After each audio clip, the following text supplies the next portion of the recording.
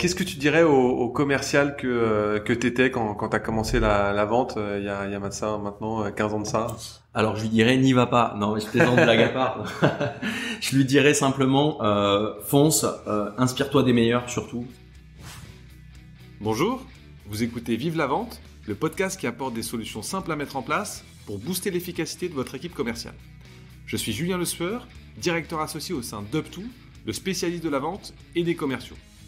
Depuis 2007, nous aidons les dirigeants et les patrons du commerce à renforcer leur force de vente en leur permettant de recruter de bons commerciaux, en formant leur équipe aux méthodes qui marchent et en les aidant à se transformer commercialement avec de nouvelles méthodes de vente. Dans chaque épisode, je reçois un spécialiste de la vente pour profiter de son expérience et lui demander ses meilleures mécaniques commerciales.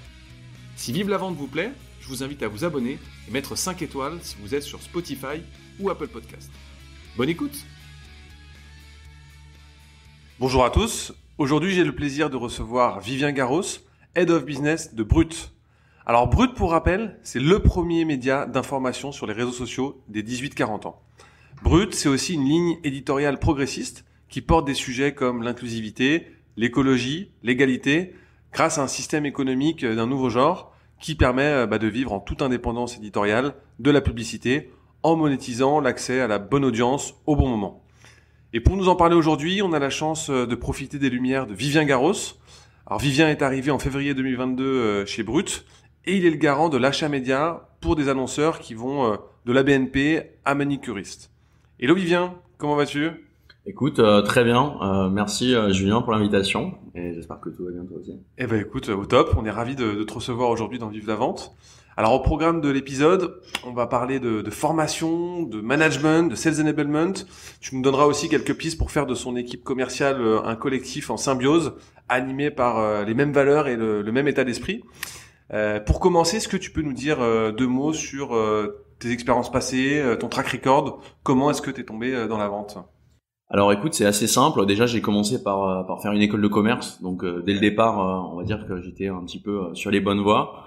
Ensuite, j'ai rapidement jumpé sur des expériences qui ont été formatrices sur le plan commercial, où j'ai commencé en agence mobile, où j'étais account manager, donc j'étais très rapidement face à des clients.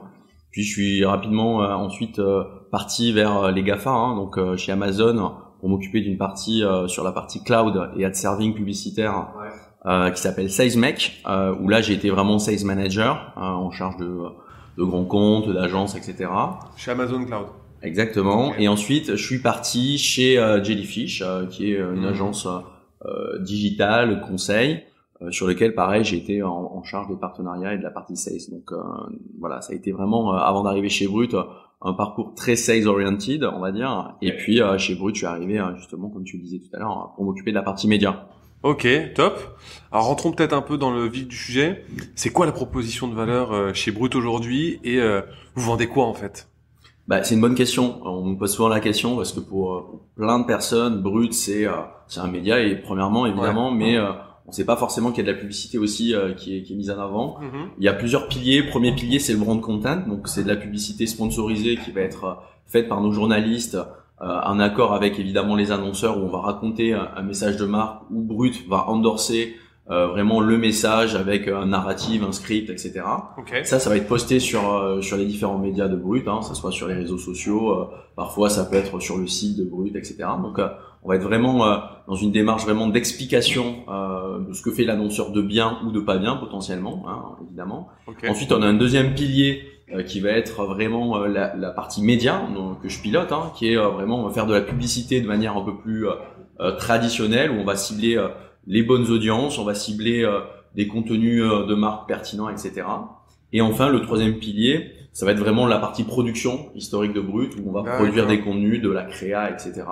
Et il y a même un quatrième pilier, je vais le rajouter, qui est le retail shopping, le social shopping, en fait, qui est faire incarner des live shopping avec les marques pour raconter un storytelling sur le lancement d'une marque à la Saint-Valentin, etc. Ok, donc finalement, il y a 4 activités. Absolument, 4 activités, et on réfléchit de tous les jours évidemment à essayer d'innover, de toujours sortir de notre zone de confort, essayer de trouver un petit peu des produits qui fit en fait aux tendances du marché du digital et aussi surtout qui pourraient rentrer dans le cadre de Brut. Ok, top. Alors avant qu'on rentre dans le détail de la machine, est-ce que tu peux expliquer quelque chose à notre audience, à nos auditeurs, si tu veux bien, pour que tout le monde saisisse bien tes enjeux. C'est quoi la programmatique? Alors, programmatique, qu'est-ce que c'est? Programmatique, c'est l'achat d'espaces publicitaires automatisés depuis une plateforme. Ouais. Ces plateformes-là, il y en a plusieurs sur le marché. Il y a la plateforme de Google qui s'appelle DV360. Il y a aussi d'autres acteurs américains comme The Trade Desk, AppNexus, et aussi des Français, comme je pense à Hawk par exemple, qui est un outil d'achat également assez pertinent. Okay. Donc ça permet tout simplement d'acheter de la publicité sur différents inventaires, Le Point, Le Figaro, L'Équipe, etc. ou Brut. Donc voilà, tout est c'est la publicité en format catalogue, si on peut dire. Ouais, c'est un peu ça, c'est-à-dire que tu peux adapter la publicité aux bonnes audiences avec la bonne géolocalisation en temps réel, avec plein de critères assez complexes que je vais te passer, mais voilà, c'est à peu près ça. Ok. Bon, je le disais en intro, tu es arrivé il y a 1 an. Qu'est-ce qui a changé depuis? Des process, des objectifs, c'est quoi les enjeux là un peu du moment? Quand je suis arrivé chez Brut, ma grosse mission c'était structurer un pôle sur la partie média, c'est-à-dire créer une entité vraiment dédiée aux annonceurs qui veulent communiquer sur Brut de manière plus traditionnelle, pas forcément en brand content, mais de manière traditionnelle sur les réseaux sociaux, donc Meta, TikTok, Snapchat, etc. Et aussi aller dans des logiques à terme d'optimisation, donc d'aller vers du programmatique aussi sur d'autres leviers hors réseaux sociaux. Okay. Et ça, c'était une mission de structurer cette offre. Donc moi, j'ai structuré cette offre. L'idée, c'était évidemment de staffer derrière aussi des équipes pour qu'on puisse déployer la solution. Aujourd'hui, on va être 8 dans notre équipe et l'un des enjeux principaux, c'était de réussir à générer sur une année une croissance, ce qui a été le cas sur la première année puisqu'on a atteint nos objectifs. Ok. Et de manière très simple, en fait, essayer d'avoir des ambitions aussi très fortes pour 2023 parce qu'on sait que sur l'activité média, il y a un vrai scale qui est possible et donc c'était l'un des enjeux très forts sur lesquels on était attendu. Ok, top. Alors, si on rentre peut-être dans les process de vente, est-ce que tu peux nous expliquer comment ça se passe un cycle de vente, quelles sont les grandes étapes et qui vous adressez en fait? Ok, tout d'abord, je vais commencer par la dernière question. Ouais. Qui est-ce qu'on adresse? Alors, plusieurs types de profils. D'abord, on adresse aussi bien les annonceurs avec les CMO, les CDO, les responsables d'acquisition, voilà, tous les growth managers aussi qui peuvent être en charge des budgets médias. Ça, c'est les gens qu'on adresse. Après, on peut aussi adresser les agences médias avec lesquelles on est partenaire et avec lesquelles on travaille énormément. Donc, que ça soit le Big Six, Publicis, Havas, etc. Toutes les grandes agences traditionnelles, mais aussi les agences indépendantes sur lesquelles on peut être amené à travailler, comme ROX, CoSpirit, etc. Donc, c'est des agences avec lesquelles on travaille bien aussi. Donc, c'est des partenaires avec lesquels on a l'habitude de construire des partenariats à l'année. Et en parallèle, on peut aussi travailler avec on va dire des partenaires, des gens qui peuvent nous apporter aussi du business, avec lesquels on sait tisser des liens aussi forts. Et enfin, pour répondre aussi à ta première question, les cycles de vente vont vraiment dépendre de deux points particuliers, c'est-à-dire est-ce que c'est du lead rentrant ou est-ce que c'est de la prospection, de l'outbound. Quand c'est de l'inbound, en général, ça va être des cycles de vente entre 1 et 2 mois. Et voilà, c'est un peu plus chaud, t'as exactement résumé le cas. Et quand c'est de l'outbound, en fonction des cycles de vente, ça va être plutôt 3 à 4 mois, voire parfois 6. Et il y a un autre facteur que je rajouterais, c'est la zone de géolocalisation. Par exemple, on a observé que par exemple sur la zone des États-Unis, les cycles de vente sont un peu plus longs qu'en France. C'est plus dur de closer, il faut rentrer, faut montrer patte blanche d'une certaine manière, donc ça peut prendre plus de temps qu'en France aussi. D'accord. Ah, aux États-Unis, ils sont un peu plus. Ok, d'accord. Ils sont un peu plus challenging, ils sont plus challenging. Il y a plein de process à passer, que ce soit les achats, que ce soit le marketing, que ce soit l'acquisition. Il faut convaincre plusieurs parties prenantes, donc ça peut prendre plus de temps. Ok, c'est plutôt l'inverse en général. C'est plutôt, ça se passe plutôt en cycle court, plutôt high velocity aux US. C'est l'inverse en France. Chez nous en tout cas, c'est ce qu'on a observé là sur certains de nos prospects. C'est que ça mettait un peu plus de temps à closer parfois. Alors est-ce que c'est aussi lié à la force de frappe d'un Brut qui est tellement fort en France que forcément en France on close très vite? Je sais pas. Il y a un peu des deux. Ok, ça marche. Et le panier moyen en moyenne? Alors le panier moyen sur nos campagnes médias, ça va être autour de 30-40K. Après ça peut être parfois un peu moins, on essaie de commencer autour de 10-15K pour des annonceurs qui n'ont pas forcément des budgets qui soient énormes, et puis après on peut arriver à des budgets à 6 chiffres sans aucun problème. Ok. Et comment est-ce qu'on fait pour faire comprendre à un futur client, à un annonceur qui fait pas forcément passer le bon message, ou carrément qu'il n'est pas légitime pour travailler avec vous, parce que ça doit vous arriver quand même avec la ligne éditoriale que vous avez. Oui, absolument. C'est un bon point. Alors c'est vrai qu'on a une ligne éditoriale qui est assez serrée, donc on est vigilant avec les annonceurs avec lesquels on va travailler. On va pas s'adosser à des annonceurs ultra polluants, des annonceurs par exemple qui feraient énormément de plastique ou voilà qui auraient une démarche pas forcément positive. Ouais. Pour notre société. Après, ce qui va être important pour un client qui a pas forcément la même, qui a des messages de marque qui sont un peu différents de ce qu'on veut proposer. Moi, d'abord, ce que j'essaie en tant que head of business, c'est vraiment de m'assurer de comprendre pourquoi ce message veut être poussé. Est-ce que c'est une consigne de son N+1 qui veut absolument pousser ce message? Ouais. Donc, j'essaie de comprendre la genèse du message. Est-ce que c'est imposé par le central à Londres, à Amsterdam, j'en sais rien. Ça, c'est le premier point. Deuxième point, une fois que j'ai identifié pourquoi il y a cette décision, j'essaie de leur montrer de manière très factuelle qu'est-ce qui est fait par soit la concurrence ou des acteurs similaires de l'industrie, pour leur faire comprendre qu'aujourd'hui la tendance elle est plutôt vers là et que si on reste sur cette ligne de communication, on risque de se planter. Donc c'est un peu ça aussi, c'est pas arriver frontalement mais de leur expliquer factuellement qu'aujourd'hui c'est un risque qu'ils prennent, ils sont hors marché, hors trend. Donc c'est un peu comme ça ma démarche en général. Ok, et bon, très clair. Et comment tu fais justement quand t'as des prospects ou des clients qui viennent à toi et que malheureusement tu peux pas travailler avec eux?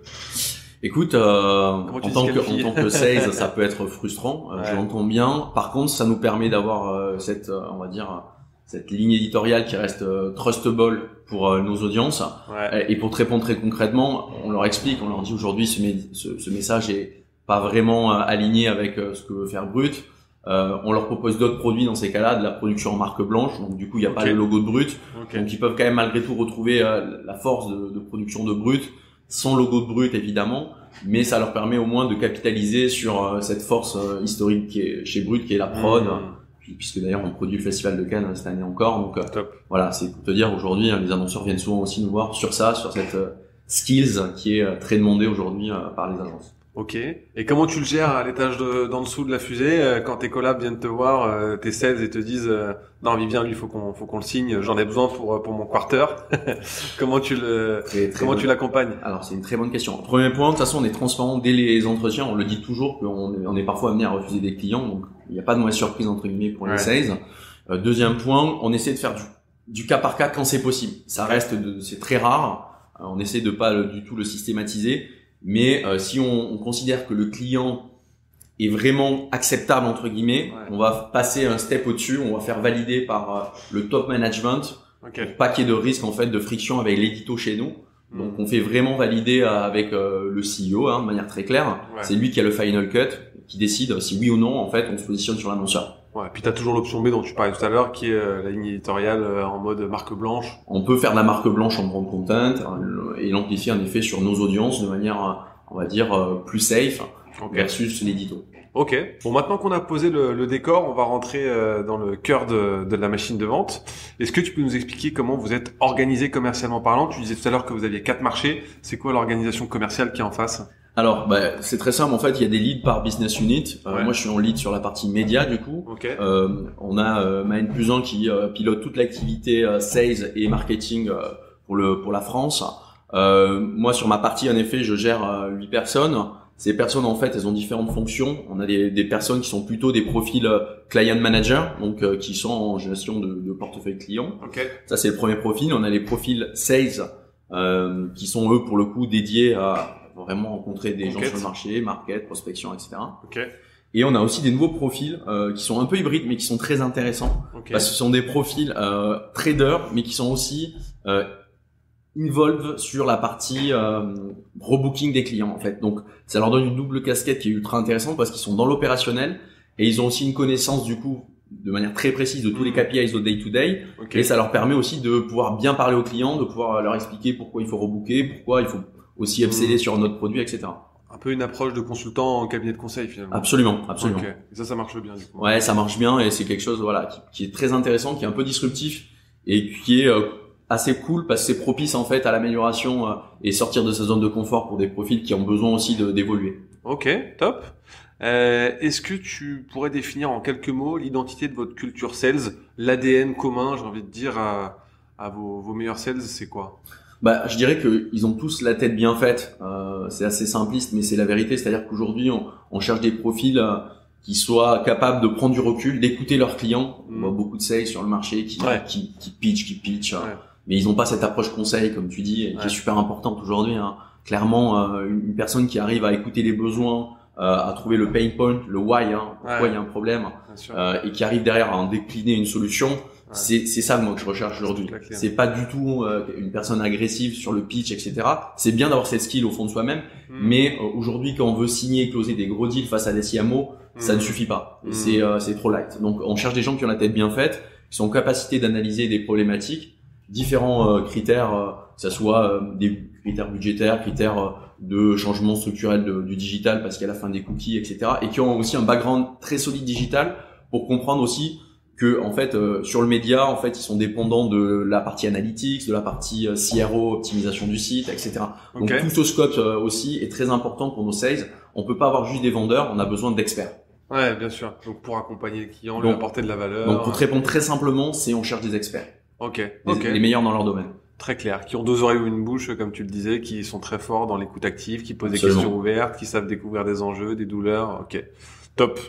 Alors revenons un peu à la vente. Qu'est-ce que vous faites mieux que la concurrence? La concurrence pour vous d'ailleurs, c'est qui? C'est quoi? C'est Hugo Décrypte? C'est la télévision? Alors nous on est un média d'information, on est le média leader sur les réseaux sociaux, donc les concurrents ça va être vraiment les médias qui sont sur les réseaux sociaux.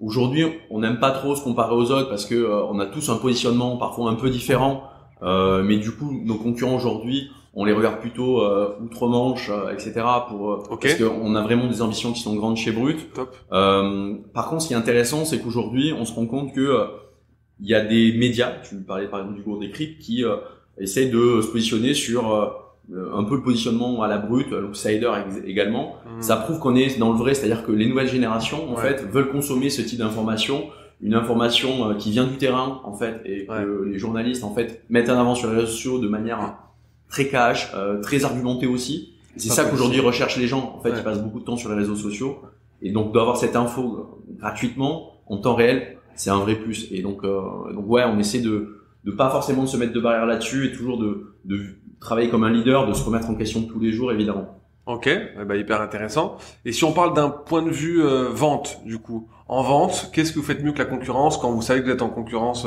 avec, je sais pas, n'importe quoi, moi, un Hugo Décrypte ou un autre acteur, ou que potentiellement la question d'une campagne télé se pose? Qu'est-ce que vous faites mieux que les autres? Alors là où on est, je trouve assez bon chez Brut, même très bon, c'est sur le côté custom. C'est-à-dire qu'on a une force de frappe pour sortir des dispositifs très custom. Je prends l'exemple d'un client qu'on a accompagné qui est Spotify, où on a créé le Wrap Café, qui est un event à l'hôtel Grand Amour à Paris, où on a créé un univers custom pour le client. C'est des choses avec une force de frappe côté prod chez Brut qui nous permet aussi bien de créer un événement dans un lieu, on va dire un peu unique, un peu sympa à Paris, d'avoir derrière la possibilité d'amplifier ce momentum avec des campagnes médias très fortes sur nos audiences. Et ce qui fait quand même aussi la différence avec nos concurrents, c'est la force de nos audiences.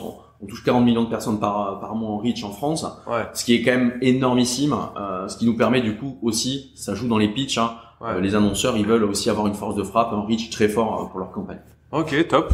Alors tu me disais en préambule que on a des rockstars de la vente chez Brut aujourd'hui. Comment vous avez réussi à créer une équipe de A-players qui correspond toujours à cette identité, à ces valeurs que tu décrivais à l'instant d'experts? Comment tu les recrutes si on commence par le commencement, et comment tu les fidélises dans le temps? Alors très très bon point en fait, le recrutement on l'oublie trop souvent, mais c'est fondamental en fait dans la création d'une équipe. C'est peut-être le point le plus important. La décision la plus importante qu'un manager va prendre, c'est choisir les bonnes personnes, s'entourer d'experts. Il faut donc, dans ces cas-là, moi, à titre personnel, je regarde plusieurs points, les soft skills et les hard skills. C'est-à-dire qu'une personne qui n'a pas les soft skills, pour moi, en tout cas dans le métier de sales, c'est difficile d'aller plus loin. Une personne qui n'est pas polie, une personne qui oublie des mails de follow-up, des petites erreurs, mais qui sont symptomatiques en fait de la rigueur qui est nécessaire dans nos métiers. Ça c'est un premier point sur lequel je vais être ultra vigilant. Ça c'est le premier point. Top. Le deuxième point, ça va être évidemment les hard skills, et ce qu'on appelle aussi le track record. C'est-à-dire qu'est-ce qu'il a fait auparavant, quels sont les KPIs qu'il a atteints. En général, je me renseigne un peu sur les boîtes sur lesquelles je fais de la prise de référence. Donc, je sais à qui j'ai affaire plus ou moins même avant le meeting. Et le dernier point, c'est aussi Sur la partie hard skills, c'est aussi comment le candidat va répondre à la question que je vais lui poser. Parfois, la réponse importe peu. Ce que j'ai besoin de voir, moi, c'est sa vision analytique, le raisonnement. Et ça, c'est très important parce qu'on peut pas avoir la réponse à tout. Par contre, on a tous un raisonnement différent face à un problème. Et c'est ça que je vais vraiment regarder aussi. Ok, top. Et donc, comment tu les recrutes, ça, on vient d'y répondre. Maintenant, comment tu les fidélises une fois que tu les as onboardés et que tu veux qu'ils restent le plus longtemps chez toi et qu'ils performent bien? Alors, les profils sales, pour citer ce profil, c'est des profils qui, historiquement et dans l'esprit commun des gens, sont des profils qui aiment l'argent ou qui sont attirés par ça. Oui, apparemment, il faut le croire. Et donc forcément, il faut déjà avoir une rémunération qui soit attractive. Ça, c'est le premier point. Et quand je dis attractive, c'est pas forcément avoir un fixe énorme, c'est avoir un variable intéressant, c'est-à-dire important, qui permette que si le sales donne tout, atteint ses objectifs, il gagne très bien sa vie. Quand un sales gagne bien sa vie, on sait que la boîte va y gagner puisqu'il y a du chiffre d'affaires derrière qui va tomber. Ça, c'est le premier point. Et donc, dans la définition de ce plan de variable, ça va être très important de mettre des objectifs, premièrement, réalisables. Deuxièmement, de mettre des objectifs qui, quand ils sont déplafonnés, soient très incentivants pour le sales. Pour lui donner vraiment l'envie d'en faire tout défoncer, entre guillemets. Et troisième point, il y a un autre point qu'on oublie parfois, parce qu'on n'a pas le temps, parce que les managers sont sous l'eau, et ça arrive régulièrement, c'est la formation. Un sales qui n'est pas formé, qui reste trop dans sa zone de confort et qui ne progresse pas, premièrement, c'est néfaste pour la société, pour lui. Et deuxièmement, en fait, ça va potentiellement le laisser dans une zone qui va être le restreindre pour sa carrière plus tard. Donc nous, notre métier aussi, c'est de l'aider à s'élever, à devenir le meilleur dans son domaine, pour que derrière, en plus, il puisse servir à la boîte, puisque demain, il pourra évoluer sur d'autres fonctions, etc. Donc c'est vraiment cette vision-là. Et le dernier point, en fait, je conclurai sur la partie ambiance d'équipe aussi, c'est très important. C'est-à-dire comment on crée en fait avec ces sales plus qu'une relation de manager-manager. Comment on crée vraiment, alors je vais pas dire le mot famille parce que ça peut être mal pris, mais globalement comment on crée ce fit entre le manager et les managers pour qu'en fait on a tous envie d'aller dans le même sens. Ok, et top. Sur cette partie formation, sales enablement, est-ce qu'il y a des choses innovantes que vous avez mis en place ces derniers mois, ces dernières années? Alors nous, ce qu'on fait chez Brut, c'est qu'on chaque année lors des évaluations, on identifie avec nos équipes les formations sur lesquelles il serait le plus pertinent qu'ils aillent. Prise de parole en public, parce que parfois on se rend qu'ils sont un peu fragiles ou timides sur certains sujets, quand il faut parler devant du monde. Formation, je sais pas, sur des outils informatiques pour améliorer l'efficacité, etc. Formation en anglais, parce qu'en fait on se rend compte qu'on pitch souvent à l'international et qu'il faut muscler l'anglais, etc. Donc on identifie un peu les pain points ou aussi là ce que veut faire le candidat, parce qu'il y a aussi ça, on n'est pas là non plus pour imposer une formation. Il faut aussi que ça serve les intérêts de la personne en face. Et ça c'est donc un volet très important, c'est la formation. Et puis en termes de points aussi qu'on peut mettre en avant, c'est comment moi j'accompagne au day-to-day ces profils-là, soit en rendez-vous, soit lors de pitch, etc. Pour identifier en fait les points de friction ou les points sur lesquels il y a des axes d'amélioration. On sait tous qu'on est perfectible. Et parfois on se rend compte que, je prends un exemple très concret, ce sales fait pas assez de small talk avant son meeting. Il commence direct sur son pitch, voilà. Il a pas fait son bris de glace. Voilà, il brise pas la glace, il essaie pas de laisser la personne en face parler. Voilà, tous ces sujets-là, nous on est là pour les aider et les accompagner. Ça fait partie de notre démarche. Ok, top, hyper intéressant. On sort ce mois-ci notre étude sur l'intégration des commerciaux. Donc j'en profite, est-ce que tu as des bonnes pratiques à nous partager pour bien onboarder tes nouveaux commerciaux? Alors moi je trouve qu'il y a une méthode qui est pas mal, et d'ailleurs on me l'a faite chez Brut et je trouvais ça assez cool. C'est déjà de se mettre des objectifs par période. C'est-à-dire que quand la personne arrive, on lui dit voilà, sur cette première semaine ton objectif c'est ça. Par exemple rencontrer tous les leads de chaque entité, marketing, product, sales, tech, data. Histoire de vraiment déjà dès le début comprendre comment est structure la boîte, qui fait quoi, etc. Au bout d'un mois, lui donner l'objectif, je sais pas, rencontrer tel client, lui donner une roadmap sales potentielle sur lequel il peut commencer à travailler, parce qu'on sait que les profils sales, ils aiment être dans l'action aussi, donc c'est important dès le début de leur dire voilà, au bout d'un mois, il faut que tu aies fait ça, ça, ça, ça. Comme ça, dès le début, ils se lancent dans ce qu'ils aiment faire. Et après, un autre point d'étape, qui est un point d'étonnement en fait, où il nous donne son feedback au bout de 3 mois sur qu'est-ce qui va pas. Ça, j'ai été étonné, je pensais qu'on ferait ça comme ça, etc. Ce qui nous permet du coup de nous auto-enrichir en fait sur ce qui peut être bien, ce qui peut être du coup amélioré. Ouais, toujours améliorer dans cette logique. Ça va dans les deux sens, ouais. Ouais. Ok.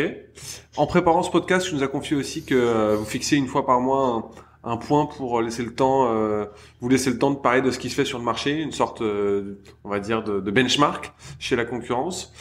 Tu peux nous en dire plus justement? Yes. Bah écoute, moi je vois aujourd'hui que les boîtes qui arrivent à perdurer, innover, c'est des boîtes qui restent pas sur leurs acquis. Donc il faut évidemment toujours avoir une oreille attentive sur ce qui se fait sur le marché.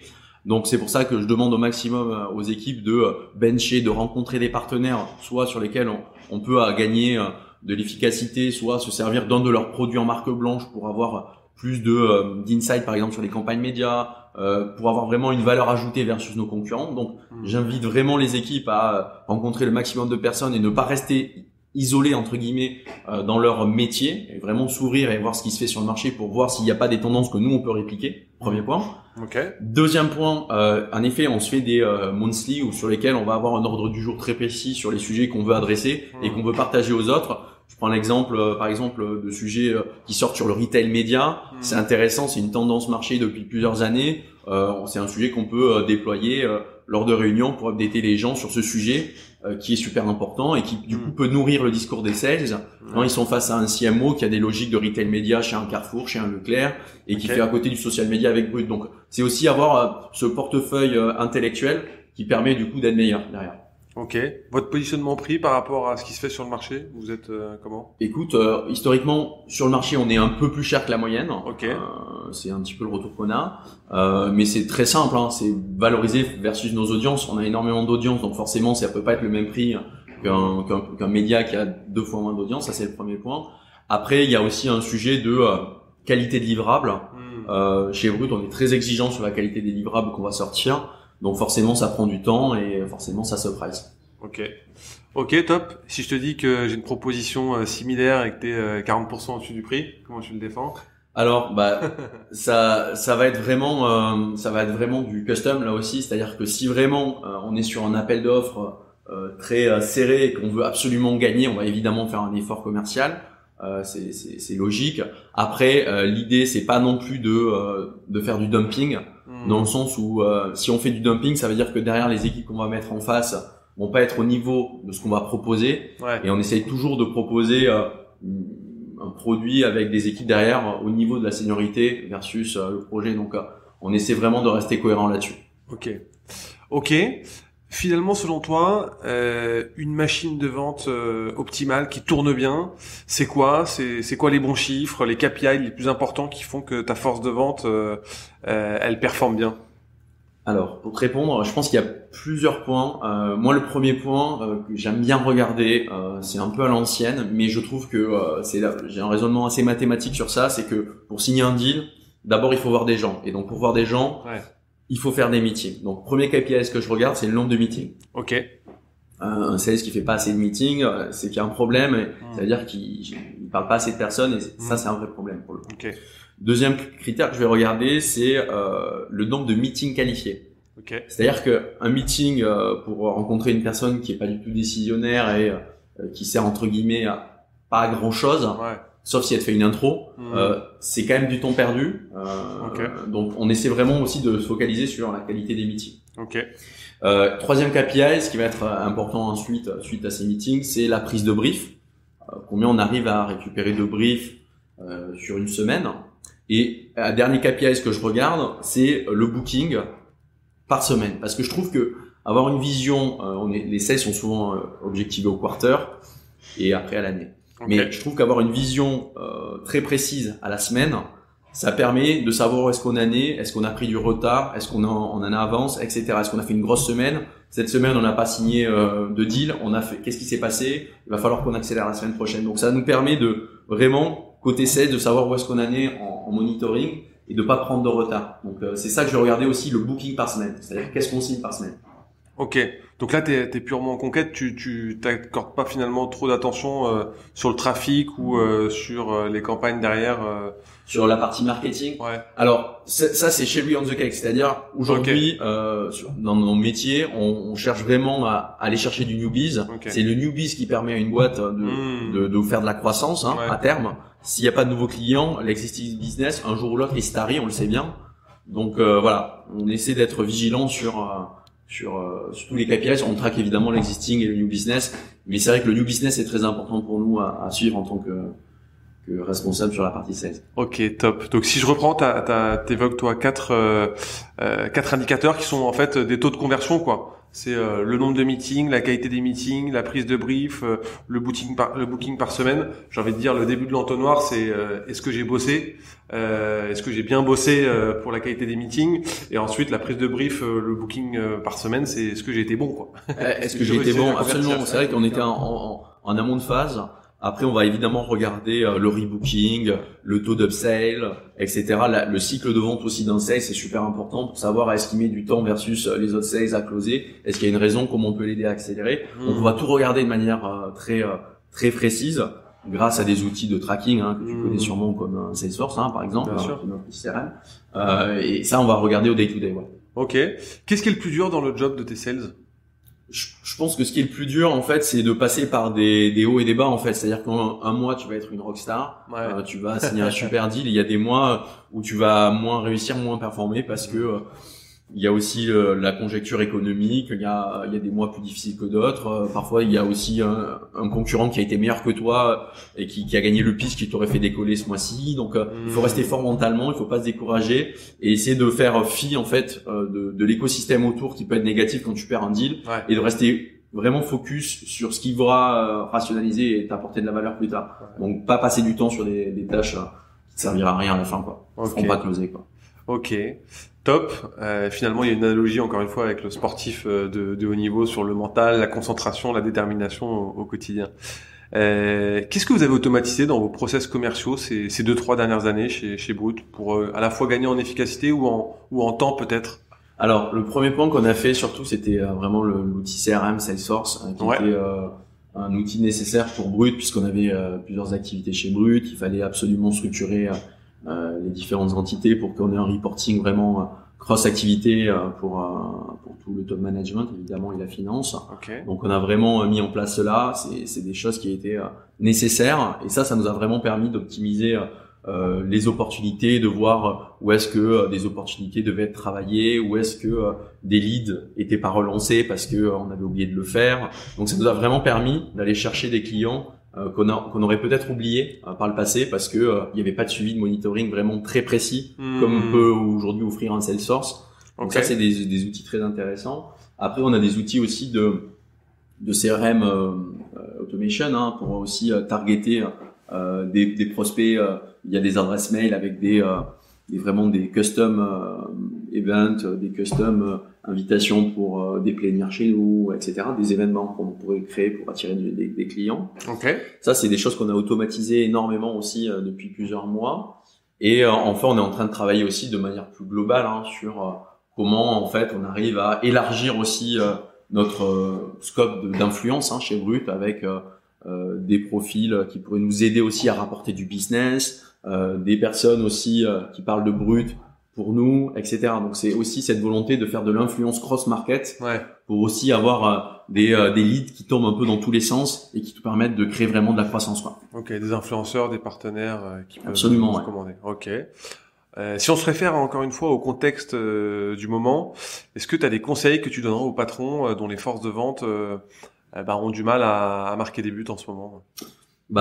Toujours, comme on dit, la confiance n'exclut pas le contrôle. Moi, ce que je recommande dans ces cas-là, c'est d'aller faire des meetings avec chacun des sales pour voir aussi qu'est-ce qui est bien, qu'est-ce qui est pas bien, leur faire un feedback toujours constructif pour l'expliquer pourquoi peut-être il close pas aussi vite que son collaborateur à côté. Ça, c'est le premier point, c'est l'audit. Une fois qu'on a fait cet audit, évidemment, je pense que le point important, c'est de se focuser sur les produits, ce qu'on appelle dans le jargon marketing les vaches à lait, d'une certaine manière. C'est quels sont les produits forts dans ta société. D'abord, mets les efforts sur ces produits-là qui se vendent le mieux. Scale au maximum cette activité. Et après, tu vois quels sont les produits additionnels que tu peux sortir et plugger pour créer aussi un package avec ce produit fort. Donc, c'est vraiment essayer de revenir aux fondamentaux d'une certaine manière et rester sur les produits que tu maîtrises. Ok, top. Bah, c'est un très bon conseil, je trouve. Donc, nous, retourner sur le terrain, faire des rendez-vous. Chez Up2, on appelle ça retourner à la cave pour voir ce qui cloche, remettre les mains dans le cambouis. C'est absolument ça. Ouais. Et le deuxième conseil qui est aussi très inspirant, c'est se concentrer sur ce qui fait gagner de l'argent, c'est les produits vache à lait pour continuer à capitaliser sur ce qui marche déjà. Et quel conseil tu donnerais Il y a beaucoup de patrons en fait qui commencent leur transformation commerciale, qui se disent en fait, il faudrait peut-être que je change quelque chose parce que ça fait 4-5 ans que j'ai pas modifié ma stratégie d'acquisition, mes outils, mes méthodes, mes process. Or, il s'est passé quand même pas mal de choses depuis 4-5 ans. Quel conseil tu donnes justement aux patrons qui se disent il faut que je change des choses dans mes méthodes de vente et dans ma machine de vente au sens large? Bah écoute, moi je trouve que un point qui est très important, c'est le networking, c'est-à-dire que ces patrons-là, en général, quand ils sont dans ces positions-là, ils connaissent sur le marché plusieurs personnes qui ont à peu près le même poste. Ouais. Donc moi, ce que je recommande souvent et moi ce que je fais, c'est que j'échange avec mes pairs, c'est-à-dire toi, qu'est-ce que tu fais dans tes équipes, qu'est-ce qui marche bien. Donc je fais un petit peu un audit du marché sur ce qui se fait, ce qui se fait pas. Ça me permet d'avoir une vision marché, alors qui vaut ce qui vaut, évidemment. Mais ça me donne déjà des guidelines en fait, vers où je veux aller. Ça, je trouve ça plutôt smart. Je vais essayer de le repliquer, etc. Donc ça, je le recommande vraiment parce que ça permet de prendre du recul sur son activité en propre et de voir un peu ce qui se fait à côté. Ça, c'est ce que je recommande. Après, le deuxième point, c'est parfois, il faut savoir secouer la fourmilière d'une certaine manière. Il faut savoir prendre parfois des décisions qui sont difficiles, remettre en place des plans de variables plus incentivants, avoir un monitoring des sales de manière peut-être un peu plus accurate. C'est des choses que je recommande vraiment parce que quand on rentre dans le détail, on arrive à faire progresser les gens et ça c'est super important pour une activité business. Ok, donc le networking, l'audit, secouer la fourmilière, rentrer dans le détail de ce qui fait le succès et l'exécution commerciale en fait. Absolument. Ok. Est-ce que tu as 2-3 outils qui changent tout que tu recommanderais à nos auditeurs? Tu as parlé tout à l'heure de Salesforce, je crois. Yes, bon, Salesforce évidemment, c'est un outil CRM que tous les sales, je pense, connaissent. Quand c'est bien utilisé, c'est vrai que c'est très pratique parce que ça permet de suivre en temps réel le suivi de ses opportunités, de ses leads et donc de savoir avec des pop-up de relance où est-ce qu'on en est versus ses targets, etc. Ouais.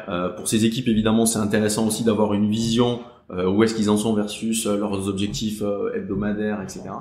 Donc ça permet aussi de pas avoir à les relancer. Ils ont directement un outil sur lequel ils ont une vraie confiance et ils ont concrètement où est-ce qu'ils en sont. Je suis à la ramasse, je suis vraiment très bon ce mois-ci. Ça leur permet vraiment de mettre le calibre aussi sur leur taf. Deuxième point, en fait, je trouve qu'il y a un outil qui est ultra intéressant pour des sales qui ont parfois dans des petites boîtes pas les moyens de pouvoir utiliser une solution payante, des Lusha, des outils comme le FAQ ou d'autres outils comme Nomination auxquels je pense, qui permettent de contacter les prospects. Il y a des outils de scrapping qui sont très bien, qui permettent de retrouver les adresses mail de plein de décideurs sur le marché. Je trouve que c'est assez utile. Il faut que ça soit fait de manière intelligente, évidemment. On n'est pas là pour rentrer dans la vie privée des gens et les harceler, loin de là. Il faut réussir à avoir des approches constructives, basées sur leur actualité, qui les intéressent. Voilà. Donc, c'est des outils qui sont intéressants. Il y en a plein d'autres. Il y a Notion aussi qui est super intéressant sur la gestion de projet, qui est un outil qui est canon. Il y a 1000 sujets, 1000 apps ou on va dire outils de gestion qui peuvent être utiles pour les sales. Mais il faut rester rationnel et pas non plus être focus sur 4-5 et pas non plus en prendre trop parce que sinon c'est contre-productif aussi. Ouais, bien sûr. Et puis après, les sales, ils perdent en ligne conductrice ce sur quoi ils doivent être focus. C'est ça. Ok. C'est quoi le meilleur conseil qu'on t'ait donné, celui dont t'as le plus appris? Je pense que, alors c'est un des conseils que mon père m'a donné, c'est de se dire, écoute les gens, pose-leur des questions, ils ont plein de choses à raconter. Et tu vas apprendre à les connaître, à les découvrir en fait. Et c'est un peu ça aussi aujourd'hui dans nos métiers, c'est-à-dire que beaucoup de gens font l'erreur de pas s'intéresser aux gens, de pas creuser. Et quand on pose des questions et on vraiment s'intéresse aux gens, on comprend tout, on comprend leurs problèmes, on comprend où est-ce qu'ils veulent aller. Bien sûr. Et donc l'écoute, je pense que aujourd'hui c'est fondamental. C'est la première qualité de la commerciale. Je pense, je pense vraiment. Ok. Qu'est-ce que tu dirais au commercial que t'étais quand t'as commencé la vente il y a maintenant 15 ans de ça? Alors je lui dirais n'y va pas. Non, je plaisante, blague à part. Je lui dirais simplement fonce, inspire-toi des meilleurs surtout. C'est ce que moi j'ai essayé de faire. C'est-à-dire que surtout mes managers, ils avaient tous une qualité où ils étaient très forts, où parfois certains exceptionnels. J'ai essayé de prendre cette qualité, essayer de voir comment je pouvais faire pareil. Donc une sorte de mimétisme sur certaines skills qui me paraissaient super importantes. Ne pas avoir peur, continuer. C'est un métier qui peut être stressant. Ça reste, on travaille. Voilà, il n'y a pas quelqu'un qui est en train de faire un arrêt cardiaque, on n'est pas chirurgien. Voilà, donc il faut aussi prendre du recul sur le travail qu'on fait. Je sais que beaucoup de sales sont parfois stressés, donc réussir à prendre du recul et voilà, y aller et pas se mettre de barrière mentale, surtout, et croire en soi. Tenter les choses. Voilà. Ouais. Ok, top. Dernière question, un ouvrage, un livre qui t'a inspiré dans la vente, le management? Alors, il y en a un en particulier que j'ai trouvé super intéressant, qui est le livre de Tim Grover, qui est le coach de Michael Jordan en fait, qui a été la personne qui a fait de Michael Jordan aussi ce qu'il est aussi sur le plan mondial. Et il disait, il y a une phrase que j'ai retenue qui était la pression est un privilège. Et aujourd'hui, en fait, c'est exactement ça. C'est que parfois, on a énormément de pression dans les métiers qu'on fait. Mais il faut le voir comme un privilège, c'est-à-dire que s'il n'y a pas de pression, c'est qu'il se passe rien. C'est-à-dire que ce que tu fais aujourd'hui a peu d'impact sur ta vie plus tard. Et donc j'ai trouvé ça ultra intéressant de voir l'approche d'une personne qui a été entourée de sûrement le GOAT sur le basket dans le monde, et qui a réussi à gérer des carrières, coacher des chefs d'entreprise très connus. Et ça permet aussi de prendre du recul aussi sur des gens qui ont des très grands impacts sur la vie de personnes publiques. Et comment à cette petite hauteur, évidemment, on peut le repliquer et se servir de ces conseils-là. J'ai trouvé ça très inspirant, et il y a des livres qui sont très bullshit, mais celui-là n'en est pas un pour le coup. Ok, donc je crois que le livre s'appelle From Good to Great to Unstoppable, c'est ça? C'est très bien résumé, c'est exactement ça. Bravo. Ok, bon, on va le lire alors. Merci beaucoup Vivien pour ton temps, pour tes bons conseils, et puis je t'en prie, c'est un plaisir d'avoir autant inspiré ce matin. Merci Vivien, à bientôt et vive la vente. Merci. Merci beaucoup d'avoir écouté cet épisode jusqu'au bout. Pour pas rater notre prochain invité, je vous invite à vous abonner et à mettre 5 étoiles si vous êtes sur Apple Podcast ou Spotify. Et vous pouvez aussi nous suivre sur LinkedIn. Je réponds à tous les commentaires et je vous dis à très vite pour un nouvel épisode, et vive la vente!